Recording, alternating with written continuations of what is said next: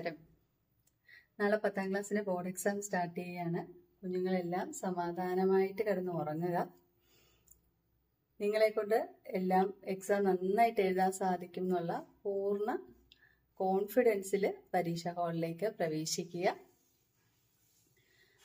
പരീക്ഷയ്ക്ക് പോകുന്നതിന് മുമ്പായിട്ട് ഹാൾ ടിക്കറ്റും പൗച്ചും ഒക്കെ എടുത്തിട്ടുണ്ടെന്ന് ഒന്നും കൂടെ ഒന്ന് ചെക്ക് ചെയ്യുക.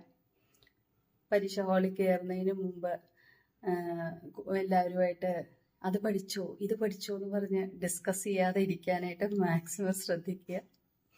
കൂളായിട്ട് പരീക്ഷ ഹാളിലോട്ട് കയറുക. ക്വസ്റ്റ്യൻ പേപ്പർ കിട്ടിക്കഴിയുമ്പോഴത്തേക്കിന് ഒരു പ്രാവശ്യം ക്വസ്റ്റ്യൻ ആ കൂൾ ഓഫ് ടൈമിൽ നന്നായിട്ട് ക്വസ്റ്റ്യൻ ഒന്ന് വായിക്കുക. അറിയാവുന്നതെല്ലാം ആദ്യമേ ആൻസർ ചെയ്യുക. അല്ലാതെ അറിയാൻ മേലാത്ത ഒരു ക്വസ്റ്റ്യനിൽ നിങ്ങൾ സ്റ്റക്കായിട്ട് ഇരിക്കാതിരിക്കാനായിട്ട് ശ്രദ്ധിക്കുക.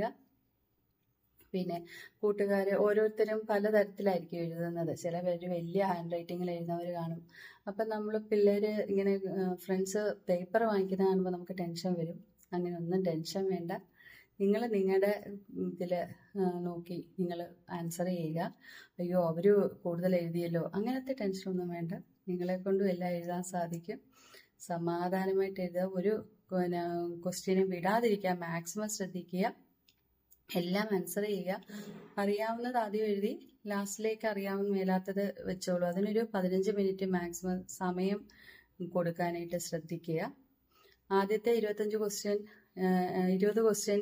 മാക്സിമം 25 മിനിറ്റ് അതിനപ്പുറത്തേക്ക് പോകരുത് നിങ്ങൾ ആ MCQs ചെയ്യാനായിട്ട്. അപ്പം അതൊക്കെ നന്നായിട്ട് ചെയ്യുക. അവസാനം 15 മിനിറ്റ് ഒന്ന് റീചെക്ക് ചെയ്യുക. ക്വസ്റ്റ്യനെല്ലാം എന്തെങ്കിലുമൊക്കെ വിട്ടുപോയിട്ടുണ്ടോ എന്നൊക്കെ റീചെക്ക് ചെയ്യുക.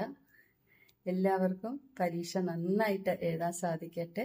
All the best.